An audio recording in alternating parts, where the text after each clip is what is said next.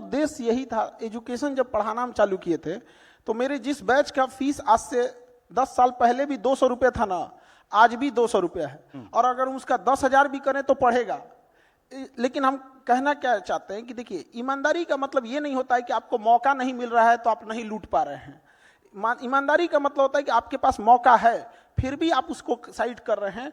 तो हमारा उद्देश्य है कि एजुकेशन इतना आसान होना चाहिए ना कि एक मजदूर को भी समझ में आ जाए, कि मजदूरी करके भी आए ना तो समझ में आ जाए। यहाँ पे ऐसा नहीं होना चाहिए कि हम तो देखते थे कि तुम कल का क्लास नहीं किए बाबू, आज समझ में नहीं आएगा। क्या चीज बता रहे, तो घर का ढलैया कर रहे हैं क्या कि दूसरा तल्ला नहीं ढाले तो तीसरा नहीं ढलाएगा?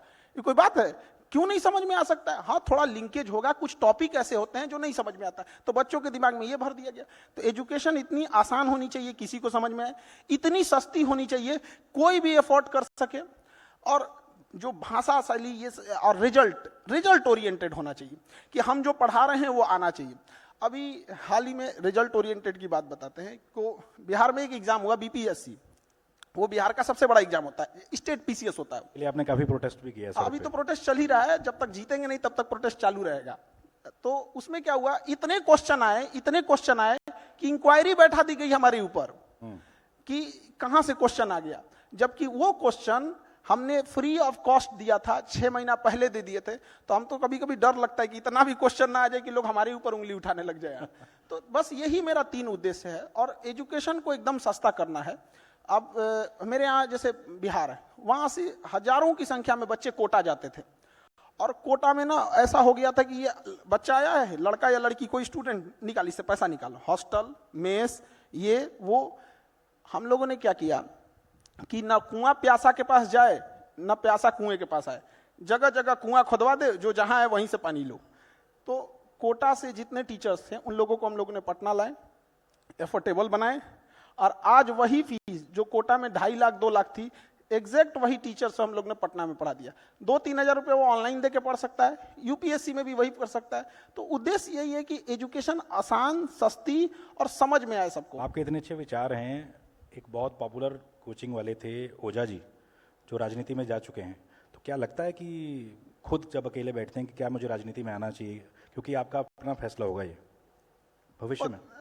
हमको उस समय उतना इंटरेस्ट, आज इन्होंने मना कर दिया राजनीति में नहीं आएंगे। देखिए, लोग से झगड़े रहता है अभी तो। हमको तो बिहार गवर्नमेंट में तो हमको पता नहीं, ऐसा लगता है कई नेता इन पे आरोप लगाते हैं कि भैया ये इसलिए कर रहे हैं कि राजनीति में आते हैं, लेकिन ये कह रहे हैं कि भैया नहीं आना चाहेंगे। तो ये क्लियर कर दिया आज इन्होंने, तो क्लियर कर दिया आपने। हमको ये नहीं समझ में आता, जो पूछ रहे होते हैं वो चाहते हैं कि हम लोग आ जाएं या डरते हैं कि ना आए। और इतना तो हम जरूर कहते हैं कि हम लोग को इधर कोई इंटरेस्ट वगैरह नहीं है, और ये कोई राजनीति में जाता है तो छुपके से नहीं जाता है। लेकिन जो अभी के टाइम पे हैं, एट प्रेजेंट जिस तरह से चल रहे हैं, उन लोगों से कहते हैं, रिक्वेस्ट करते हैं कि आप अच्छे से काम करो, वरना किसी दिन ये पढ़े लिखे लोग अगर उधर घूम गए ना तो उन लोग का हाल, वर्तमान नेताओं का हाल वही हो जाएगा जो नोकिया मोबाइल का हुआ था, वो टकटकाते रहेंगे, वो सांप वाला गेम खेलते खेलते। बहुत बढ़िया। तो एक फिल्म आई है छावा, पता नहीं आपने देखी है कि नहीं? फिल्म में हमको इतना इंटरेस्ट नहीं है, क्योंकि टीचर है, नहीं देखी है। एक सवाल उठता है, लगातार उठता रहता है कि भैया जितनी जगह मुगलों को, अकबर को या इन राजाओं को मिली, उतनी महाराणा प्रताप, शिवाजी को नहीं मिली। आपको क्या लगता है? आप एक शिक्षक हैं, क्या राय रखते हैं इस पे आप अपनी? ना, हम लोग तो पढ़ाते हैं और हम लोग प्रॉपर रिस्पेक्ट देके पढ़ाते हैं, ऐसा नहीं है कि नहीं पढ़ाते हैं। प्रॉब्लम थोड़ा सा क्या आता है कि एक रिस्पेक्ट का और जो सिलेबस का बड़ा हिस्सा होना चाहिए वो तो उनको मिलना चाहिए, इस बात पे हम कहते हैं। इंडिया में क्या हुआ था ना कि जो इंटरनल राजा थे उनका ना डिवाइडेशन इतना ज्यादा हो गया था कि महाराष्ट्र के क्षेत्र में ये, आप देखिए हर्षवर्धन के मरने के बाद पूरे भारत को कंट्रोल करने के लिए आपको राजा नहीं मिलेगा। तो जैसे महाराणा प्रताप और राजस्थान के जो शासक थे उनका योगदान इतिहास में उन्हें जगह नहीं मिलता है, ये दुखद है। लेकिन हम आपको बताते हैं कि मोहम्मद बिन कासिम के आक्रमण के 500 साल बाद तक और राजस्थान के शासकों ने, छतरानियों ने 500 साल तक किसी विदेशी आक्रमणकारी को घुसने नहीं दिया। और जब उनका किला गिरा, राजस्थान के शासकों का किला गिरा, अगले 100 साल में पूरे भारत पे कब्जा हो गया। इतने बहादुर थे वो लोग, तो उनको रिस्पेक्ट तो मिलना चाहिए। तो हम लोग कई बार ना चीजों को कम बहुत बड़ी बात बोली आपने। उनकी आज जो वो लोग भले भगवान नहीं है ये बात हम मानते हैं कि वो लोग भले भगवान नहीं है, लेकिन उनके कुर्बानी का नतीजा है जो भगवान बचे हुए हैं लोग। आप जैसे कोटा की भी बात कर रहे थे, बच्चे तैयारी करते हैं पेपर की, खूब मन लगा के तैयारी करते हैं, पेपर देते हैं, पास भी कर लेते हैं, फिर खबर आती है जी पेपर लीक हो गया या भर्ती रद्द हो गई। चूंकि आप अभी प्रोटेस्ट भी कर रहे हैं, तो आपको क्या लगता है कि ऐसे बच्चों के साथ कैसे इंसाफ हो सकता है? कई साल उनके खराब हो जाते हैं। क्या लगता है एज ए शिक्षक खान सर को?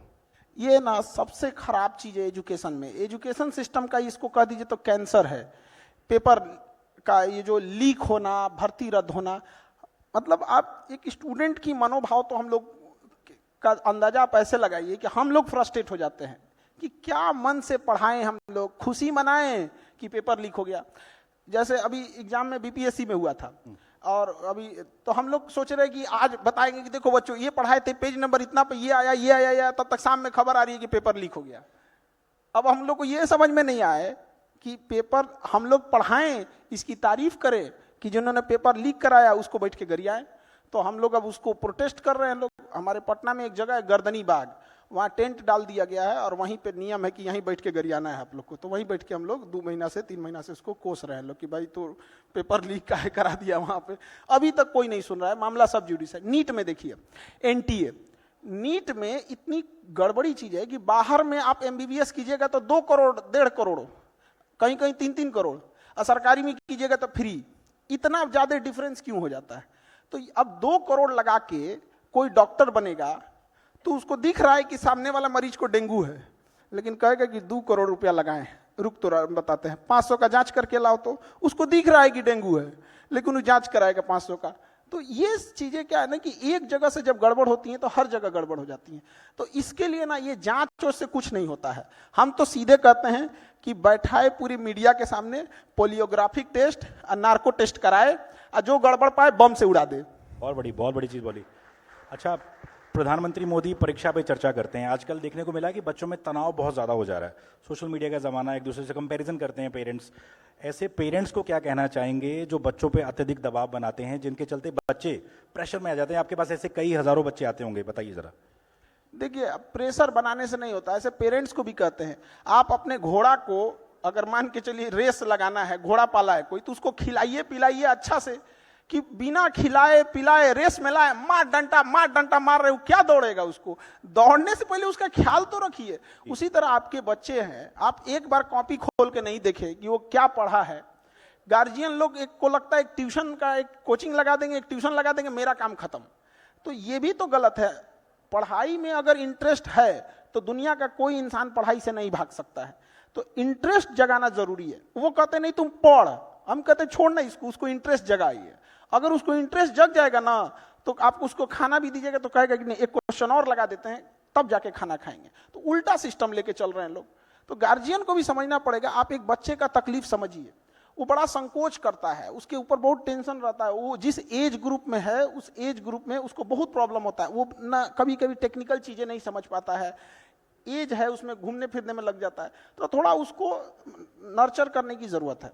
आपके पास हज़ारों स्टूडेंट्स अभी तक क्लासें आप ले चुके हैं, कुछ ऐसा किस्सा सुनाइए जिसमें आपके पास कोई बच्चा कुछ ऐसा सामान ले आया हो। जैसे आप, मैंने सुना कई एक बार बंदूक ले आया था बच्चा, आपके लिए नहीं लाया था, किसी और वजह से लाया था। बताइए जरा क्या था वो? आई कार्ड चेक होता है क्लास में, तो क्योंकि ना विदाउट आई कार्ड वाले को हम लोग अलाउ कर देंगे तो फिर तो बदमाशी करके भाग जाएगा तो पता ही नहीं चलेगा।